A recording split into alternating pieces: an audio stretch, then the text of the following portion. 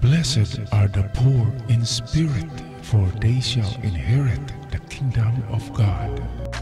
Magandang buhay mga katiyats, welcome back sa ating channel para sa isang pressure marker analysis. At bago tayo magpatuloy, subscribe nyo muna ang channel sa mga bago pa lamang at sa aking event followers. Shout out tayo kina Kawan Heart TV, Victor Macabio, Tating Naliman Salay. Shout out din kay Rico Mausisa, Alexander Hubay, kay Sweet, kay user GN5, Glenn Mario, Nico. Shout out kay Arman Beloy, Robert Cabunilas, Rodel Cardona Obligado, Intensity, Jun Tox, kay Rini Manlangit.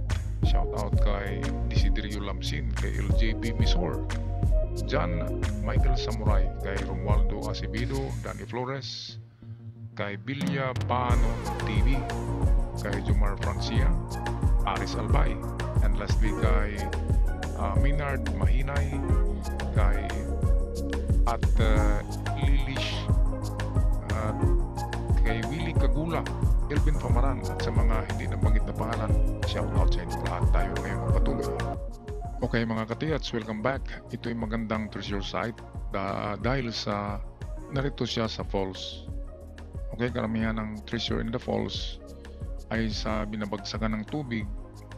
Kaya tingnan nyo muna ang binabagsakan ng tubig kung merong bato na merong mga marka. At kung wala, saka kayo babalik dito kasi narito ang mga magagandang marka. Ito yung mga rectangular yan na holes pero triangle ang kanyang pagkadisenyo.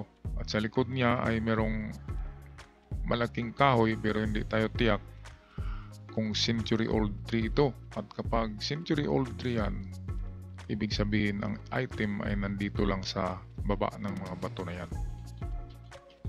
Okay, atin muna tingnan ang iba pang pictures. Ito yung kuha sa itaas, pababa.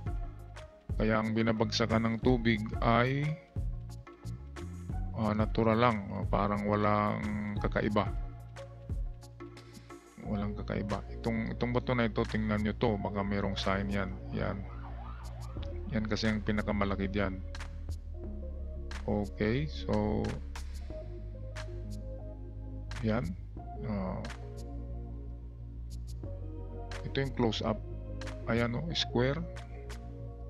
Kaya man made ito, hindi ito nature made.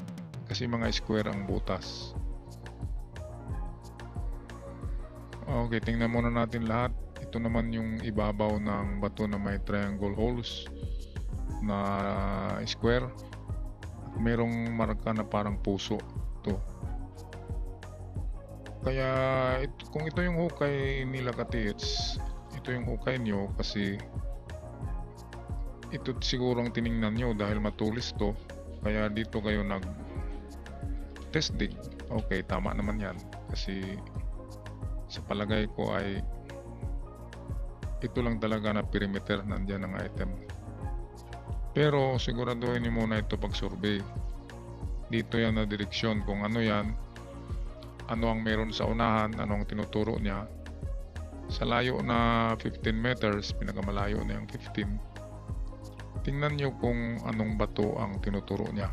At kapag ang bato na tinuro niya ay may marka, doon kayo magbukay.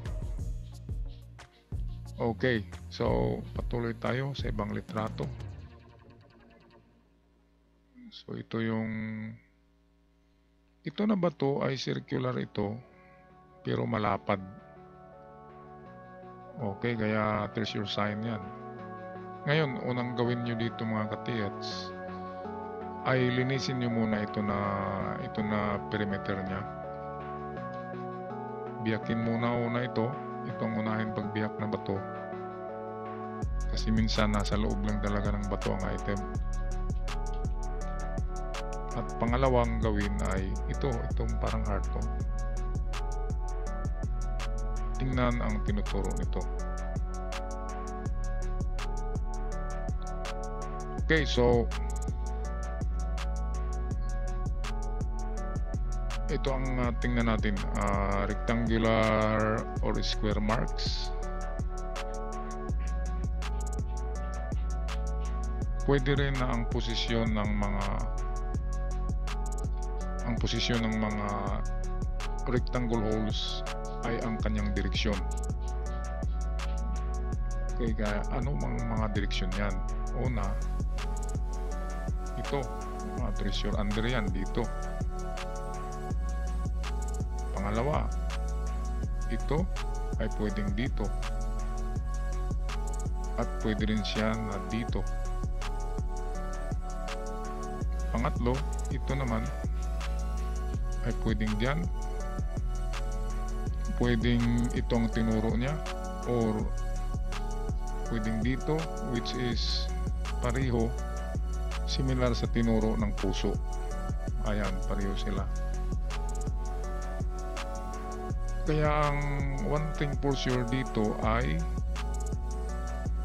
ito, diametro lang ng, sabihin natin 7 meters diameter, perimeter ng 7 meters, ikutin nyo yan, ganyan, nandyan lang ang item dyan.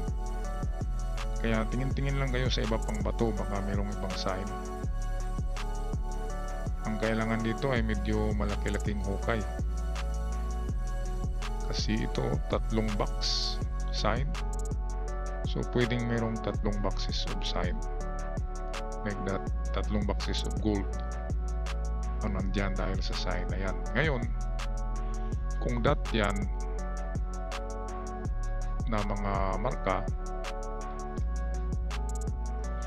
kung ipagpalagay natin na dot yan ay triangulation symbols. Ang ibig sabihin niya ay hanap kayo ng bato dyan na malalaki na nakatriangulo ang posisyon, at sa isang bato na mga yan, piliin nyo lang kung saan ang may marka. Isa sa mga bato dyan ay nandyan sa kanyang baba or sa loob ng bato or under sa bato ang item. Halimbawa, ito ang may laman. So yan ang triangulation sign. Isa sa mga bato ang may laman, hindi lahat ng bato. Okay, ito yung sinabi ko na pabilog. Ayan o, klarong-klaro. And then may dot. So ang circle ay treasure sign yan. Kaya pwedeng may laman ito. Kaya biyakin nyo muna ito bago kayo maghukay. Okay, kahit na walang detection dyan, biyakin nyo lang. Manigurado kayo kasi merong mga decoy ang mga Hapon. Meron silang mga anti-detector na hindi ma-detect. Kaya ang maganda ay biyakin muna ang bato na ito. Okay, so yung heart ay nasa ibabaw nito, at ang tinuro niya ay yung direksyon sa unahan. Kaya tingnan nyo itong banda rito. At ang perimeter ay kasama pala ang kahoy dyan. Yan lang ang i-search nyo, mga katiyats. So magandang marker ito. At maganda rito ay hindi pa nagalaw ito. Kaya ito, kung saan may ito nakaharap, isang clue sa paghanap dyan ay ito. Kung saan nakaharap itong tatlo, ay mag-test dig din kayo dyan. So marami tayong clue. Ang isa dyan ay yung heart sa ibabaw, papunta rito. So kahit anong tingin natin dyan ay nandito lang talaga sa paligid ang item. Hindi naman x-ray ang mata natin para ituro natin na dyan kaagad. Kaya nga meron tayong diametro or perimeter na dyan tayo maghanap sa loob ng perimeter. Halimbawa ito, yan, basta't ang perimeter nyo ay 7 meters in diameter, 7 meters ang lawak ng nasakop. Dyan kayo mag-testig ng testig kung saan nyo na nakikita na or nafe-feel or na-detect nyo na nandyan. So yan ang hukain.